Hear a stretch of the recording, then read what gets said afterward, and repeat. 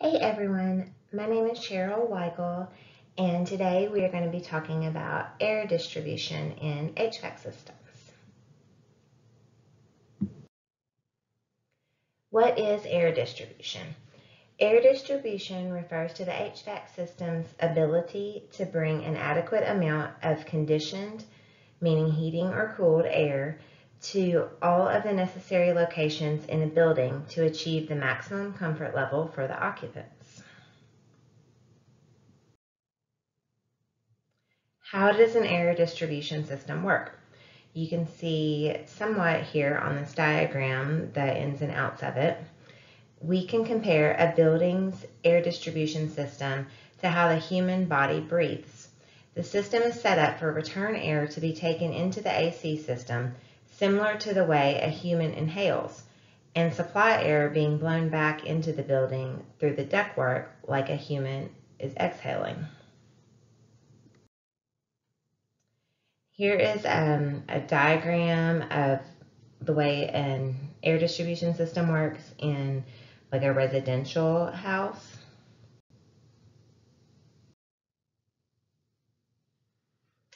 So these are the registers. This is one of our first components of the distribution system. Registers are the outlets that distribute and control conditioned air. Most people call them vents. They have two components, dampers and diffusers. A damper adjusts the amount of air coming into the room by closing and opening the register. A diffuser spreads an airstream.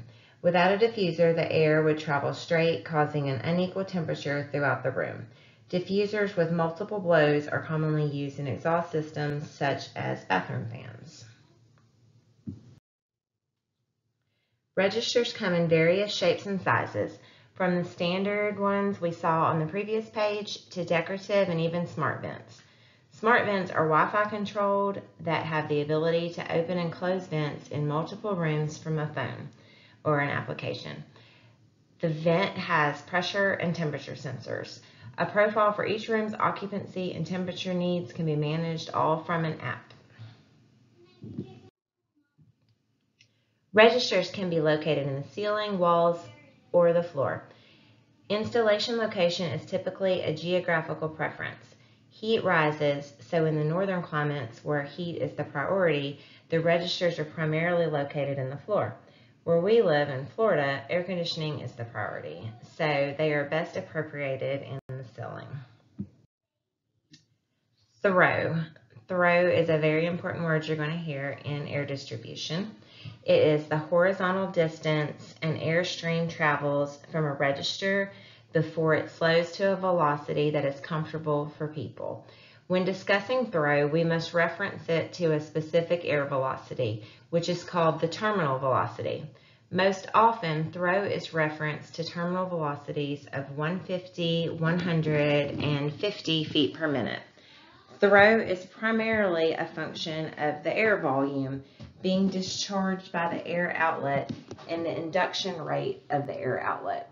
The throw can therefore be reduced by decreasing the airflow from the outlet or by selecting an air outlet with a high induction rate. Therefore, if you have a small register and a large register delivering an equal quantity of air, the small register will provide greater flow and make more noise. Register noise increases as throw increases. When reduced noise is important, designers will increase the number of registers to decrease the noise. This is an example of a throw chart. A CFM throws, so cubic feet per minute throws, are specific to the manufacturer. So these could differ per the manufacturer specifications. Supply grills and diffusers should be sized for the appropriate CFM and throw based on the manufacturer's register specifications. Low velocity at supply registers results in poor throw and therefore room temperature control. The higher the feet per minute, the further the air will throw. Now we're going to talk about air ducts, which connects the registers back to the fan and the main system. To understand how air ducts work and air duct sizing, you must first understand that air has weight. A cubic foot of air weighs almost 1/10 of a pound.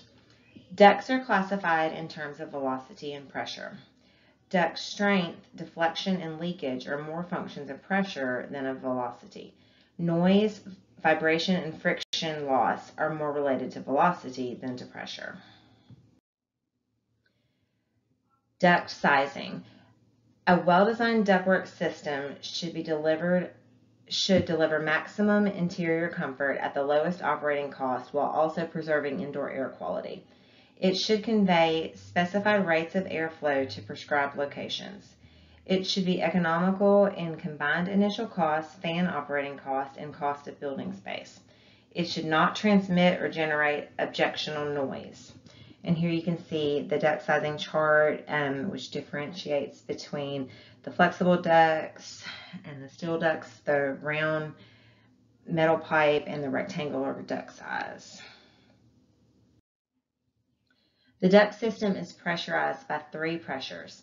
Static pressure is the air pressure in the duct, which is used for fan selection. Velocity pressure is the pressure generated by the velocity and weight of the air, which is used for measuring the flow, the CFM, in the system. Total pressure is used to find velocity pressure. Static pressure plus velocity pressure equals total pressure. System capacity is directly affected by changes in airflow. As air is heated or humidified, its specific volume increases and its density decreases.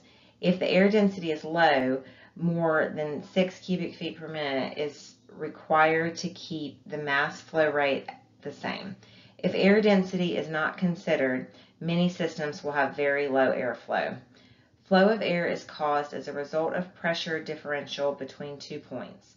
Flow will originate from an area of high energy or pressure and proceed to areas of low energy. Return air CFM must be equal or greater than supply air CFM. Reduce duct size to maintain velocity. If the duct system is properly installed and sized, the fan only has to work the way it was designed so as to move the air without stressing the fan motor and possibly other parts as well. If the duct system is improperly installed and or undersized, the fan has to work very hard to overcome the obstructions to deliver the air into the living area. Static pressure refers to the amount of pressure needed by the fan to push and pull air through the duct system. We're going to think of this again like the human body, so think of it static pressure like blood pressure. The human heart, brain, organs, and muscles all operate at their optimum when your blood is flowing without restrictions. Anytime your blood pressure gets high, especially very high, there will be problems, and too many of those could be major. We didn't want the air conditioning system to have a heart attack. Duct materials.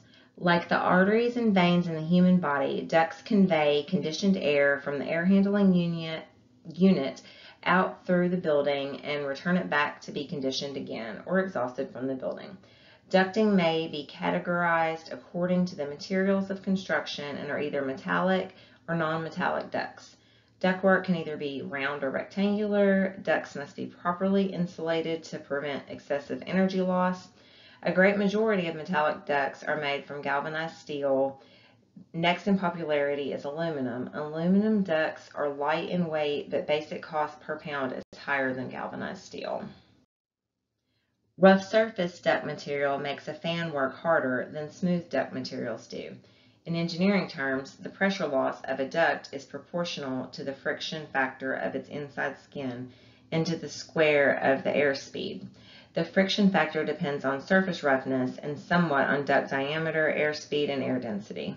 Smooth sheet metal, like this down here on the bottom, usually steel or aluminum, is the best material for ductwork. Rigid fiberglass ductwork suffers nearly 30% more pressure drop than sheet metal. The acoustic fiber lining used in many supply ducts, especially just downstream of the fan, has a 40% more frictional resistance than smooth sheet metal. Non-metallic ducts like these are primarily made of fiberglass or PVC. These full-face ducts are easier to fabricate, but they are much weaker materials. Flexible ductwork must be stretched tightly for maximum airflow. Now we're going to talk about the fans and controls. Air distribution system fans are the heart of a building's air handling system. Like the heart, talking about the human body again, that pumps the blood through a body, they distribute the conditioned, the heated or cooled air through the building. There are two main types of fans, centrifugal and axial. The axial fans, which are the most common, are low in price, move large volumes of air, are lighter, smaller, lower energy consumption, but they are noisy in high speeds and they have low pressure. The centrifugal are durable and have high pressure, but they are expensive, heavy, bulky, and they use a lot of energy.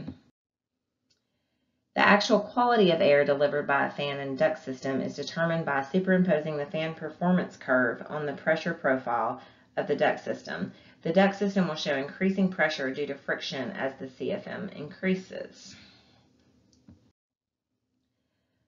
So for the control systems, they differ depending on whether it's for a very basic residential application or an extremely complex large-scale system, like in a commercial high-rise building or something. HVAC controls consist of devices that control the operations of heating, ventilation, and air conditioning equipment. The on-off is the most typical control of a residential system. The system is turned off when it meets the set point temperature and back on when it deviates from it. Proportional control offers more precise control of temperature and humidity. They continually adjust position of the valves and the dampers to maintain design temperatures and humidity. So, in summary, we now have a better understanding of the key components in HVAC air distribution: the register selection, duct sizing and materials, the effects of static and velocity pressure, and about the fans and controls.